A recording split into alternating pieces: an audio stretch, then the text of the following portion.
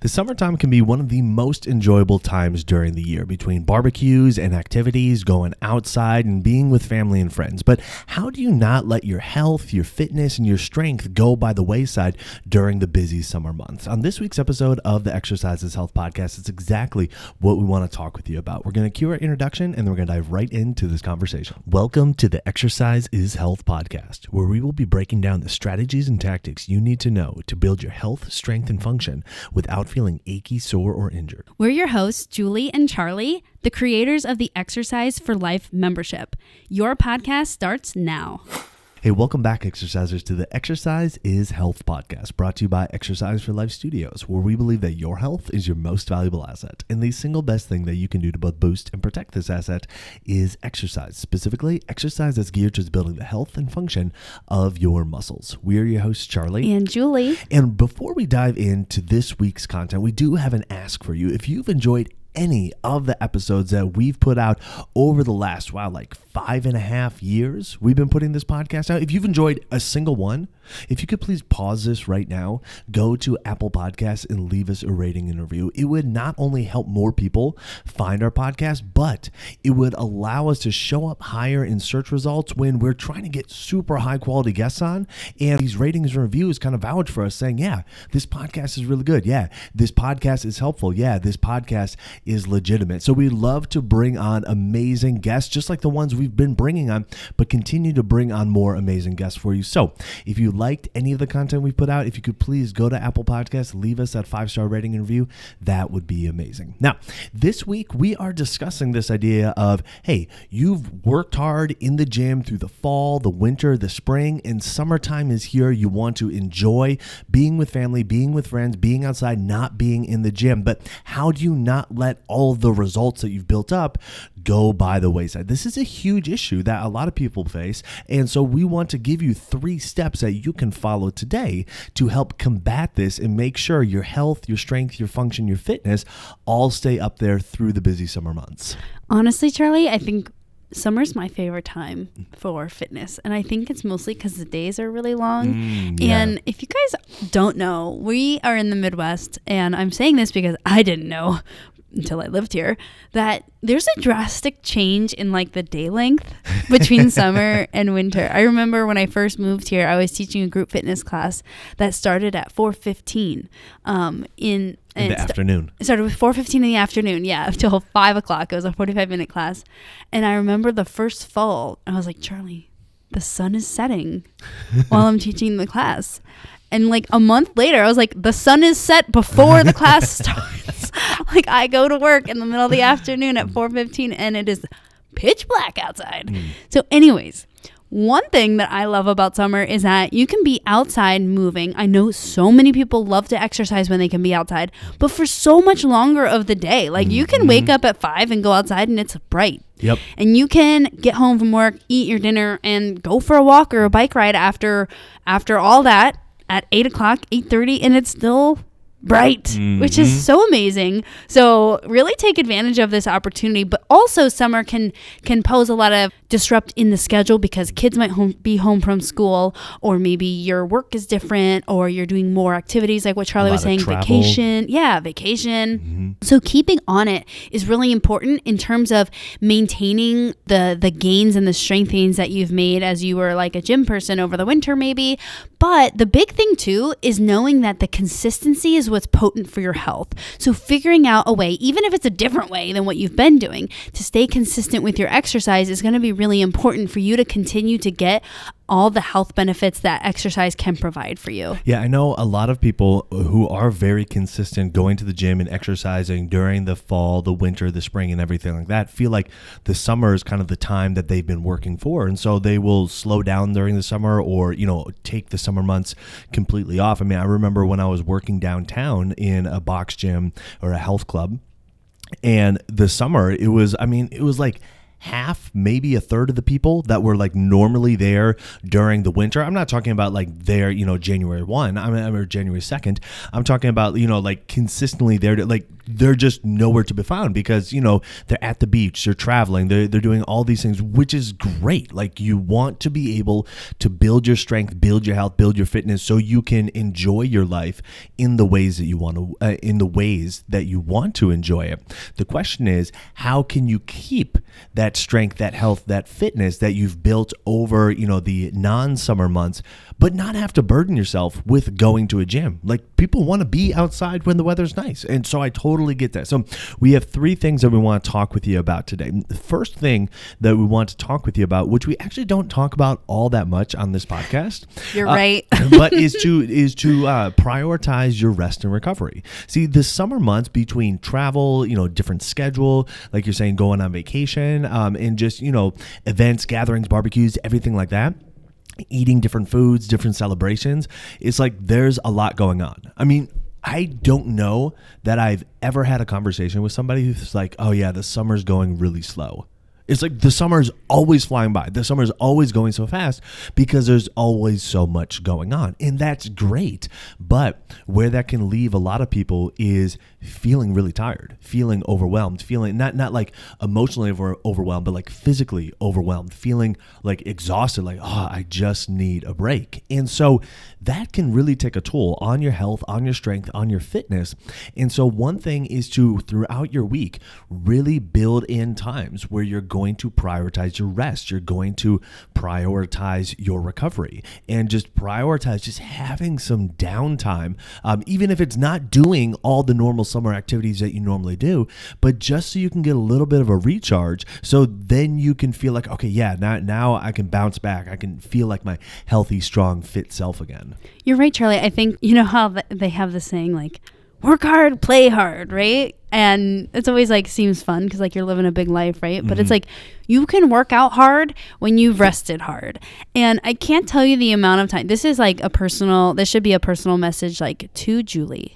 Don't forget to rest, because I think I'm the worst rester. Like, I think that I work out regularly, but I always feel like doing more is always better. And I can't tell you the amount of times that I actually will get good rest, and the following day I go to exercise and I'm like, wow, it was amazing to like push myself during my run today. Like, I felt amazing to be able to do that without my body saying like, no, you only slept 4 hours. You need to relax. You have been eating poorly or whatever. So yeah, thinking about resting and recovering so that you can actually participate in your workouts. I think sometimes when we're having fun, we have all the barbecues, we're out on the boat, we're in the sun, we're eating differently, we're having some booze, all the things. Those are physical taxers, stressors to our body. And so is exercise, except for the outcome goal is a little different. One is maybe just thinking about fun, and one is actually, hey, I'm putting a little bit of stress on my body to gain a health response. But you do have to have that physical, I almost want to say like a margin, right? A physical margin, which you have to be intentional about putting in. And I think a lot of times in the summer months or during holiday seasons in general, and it seems like summer is like a 2 months of holiday seasoning. No, that's just what I was thinking. It's just, it's like an extended holiday season. It is an extended holiday season. So remembering just to get that rest, maybe take an afternoon inside rather than out in the sun. Take an afternoon with just water and no alcohol. Take an afternoon to, relax. So that you can have the times where you're building in that health. Because otherwise, you're just going to feel like you're just playing hard and then recovering just from that playing hard to play hard again. Absolutely. And you can also still blend it with the summer activities that you normally do. So like if you're going to be outside, instead of, like playing in the pool, you can just, chill out by the pool. You can sit in the shade by the pool instead of, and so there are different ways that you can still like enjoy the summertime activity, but just, allow yourself a little bit more recovery.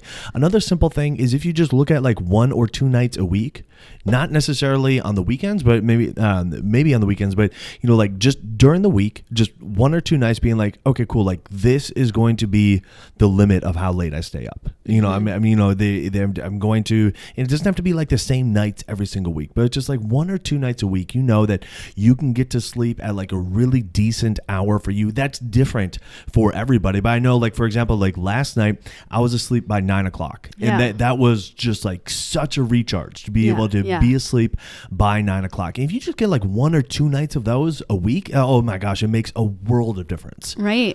Even like you were saying in the day yesterday, you said, okay, no shows tonight for me because I just need a recharge. And sometimes making that decision when you're feeling like in the decision making mode is really helpful, because had you gotten home at night and then you were like, oh, I haven't hugged Julie all day, and yay, okay, oh, well, maybe we'll snuggle on the couch, and oh, okay, let's watch a show. And then now it's 45 minutes later, an hour later of all this light coming into your eyes, and you're staying. So sometimes making that plan to have that recharge time is really important, especially if you are a doer and you struggle to do the recharge. So find that time to recharge, because it'll really benefit your health in terms of, yes, you're getting the rest you need, but also you'll be able to push harder in your workouts when you do go to exercise. Absolutely. Now, the second tip that we want to give you is to take advantage of the summer weather. Get outside on a regular basis. I mean, just being outside in nature can be such a recharge in and of itself. You don't have to be going for like a really hard run. You can just go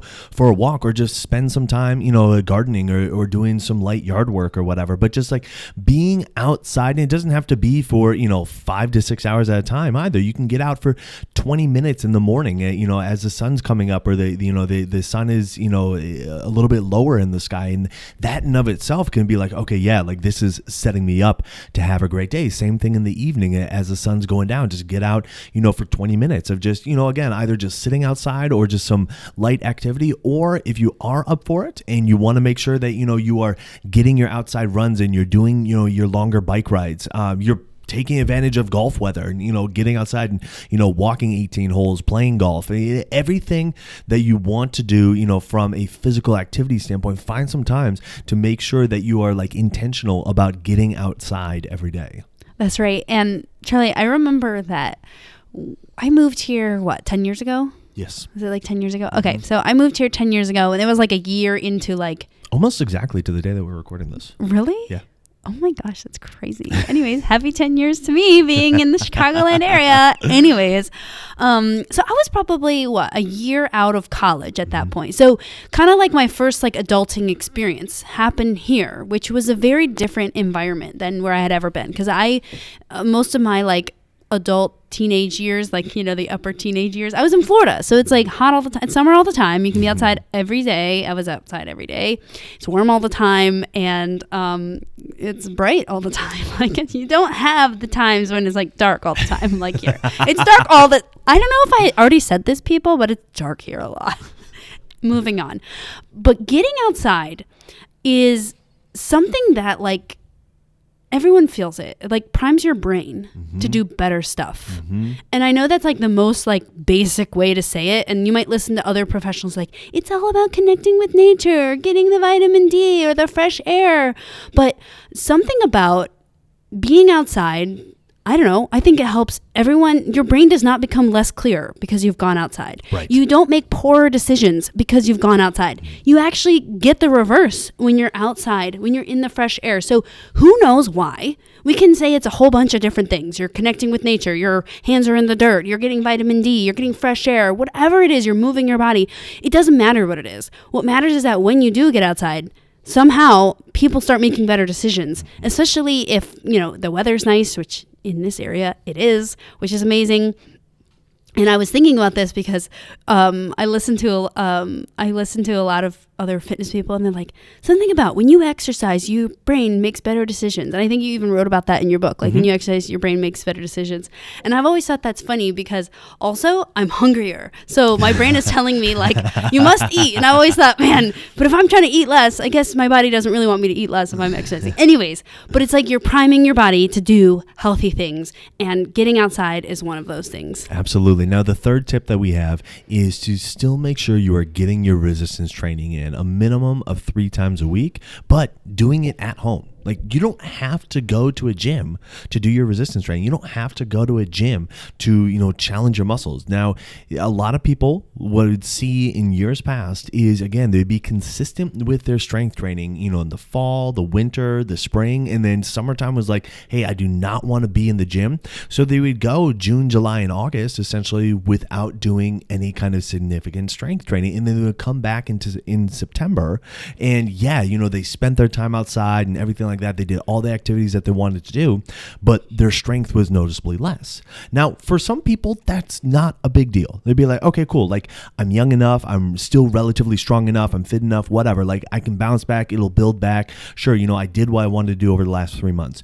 But for a lot of people, that ends up being a much bigger issue when you take 3 months off of not doing any kind of strength training when you had been consistently strength training. Like, you see drops in your strength that are very noticeable, and not just from like a weight room perspective noticeable, but like what you're actually able to do throughout your life. So kind of reframing your strength training as not necessarily a performance-based thing, but rather it is the thing that allows you to do all the other summertime activities that you want to do, making sure that you are continuing to do your strength training, whether it's at the gym, but we're talking about how to not go to a gym. So doing it at home, that's going to be a really key aspect of making sure not only are you able to have as enjoyable of a summer day as you want, but you're able to get, through Labor Day and still feel strong and fit and healthy in all the ways that you want to feel.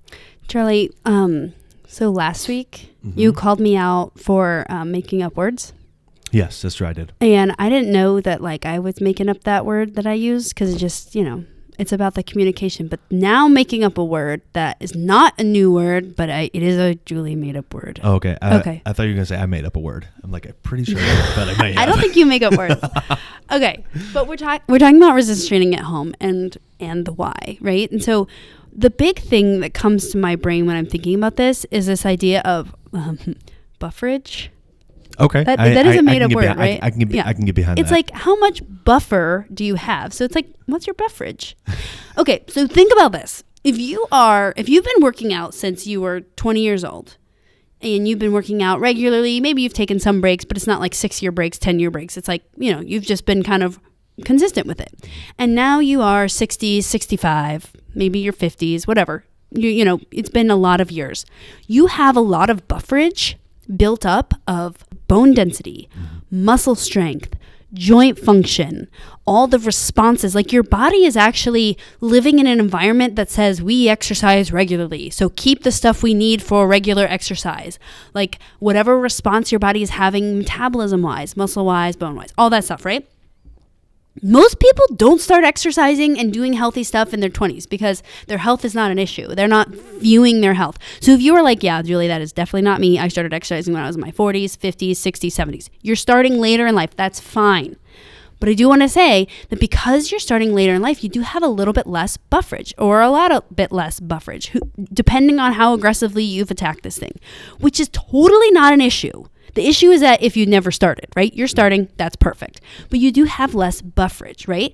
And so as soon as anyone with a lot of bufferage or anyone with a little bit of bufferage takes their body out of an exercise environment and says, yep, for the next 6 weeks, the next 4 weeks, next 3 weeks, next 2 years, we're not exercising. Your body's now going to adapt and change in the opposite direction of being a body that exercises. If you have a lot of bufferage, you have a lot of space. So you could take more time off. Those people probably don't take time off as much because they really like the effects of feeling when they exercise. And if you have less bufferage, you have less room before you're back to, I don't want to say square zero, but before you start noticing significant losses that are going to affect your life. So here's some examples. I have a handful of clients. I train a lot of women, 50 and over. A lot of them have osteopenia, osteoporosis. They struggle with their metabolism. They feel like their joint range of motion isn't where it should be. And they have a lot more fat mass relative to muscle mass. And remember, the only way you're going to build muscle mass is to tell your body, put your body in an exercise environment and tell it to build muscle. So we're traveling in the right direction. When people take breaks, especially again, if you're starting later in life, you have less bufferage before your body is slipping far enough for you to notice the negative consequences of like, oh shoot, I don't feel as flexible and mobile when I wake up. building muscle and strength helps with flexibility and mobility. Oh shoot, I can't go on my vacation and feel like I have that stamina and endurance to keep up with the tour as much. Or I'm throwing out my back every other week again. So these things that start slipping, and for some people, it's quick. You take a week off and you start noticing right away. If you're Charlie, you take 2 days off and you start noticing right away. It depends on who you are and where you are in your journey. No matter what, if you take a break from that resistance training, you start to slip downwards because we're always just telling our body what environment we're putting it in, and it adapts. And if you have less bufferage, if you're less far away from baseline, then you start feeling those negative consequences sooner.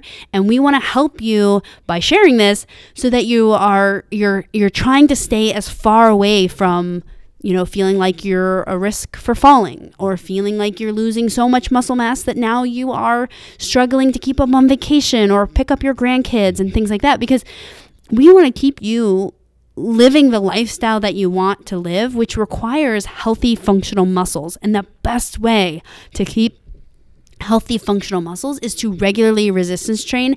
And I don't think that people realize how quickly you lose your strength, function, mobility, flexibility gains from resistance training when you stop resistance training, because most people aren't like, oh, I go 5 days, now I go 3 days. It's like, oh, I went 3 days and now I'm taking a month break, and it goes to cold turkey. So just keep that in mind. We want to keep you as far away from like your baseline or a low line as possible so that you can keep all those life things that we're wanting to do with muscle. Yeah, absolutely. That's a really big point that you brought up, and I'm glad that you went through it, because as you're talking about it, I'm thinking it's almost like a health investment account in a way, right? Like the longer you've been investing and the more you've been investing, when you want to start dipping into that, you're not going to feel the effects of that as much as if you are, just recently starting to, put money away, or, putting it away in smaller increments, and then it's going to be like, oh yeah, okay, like I'm noticing that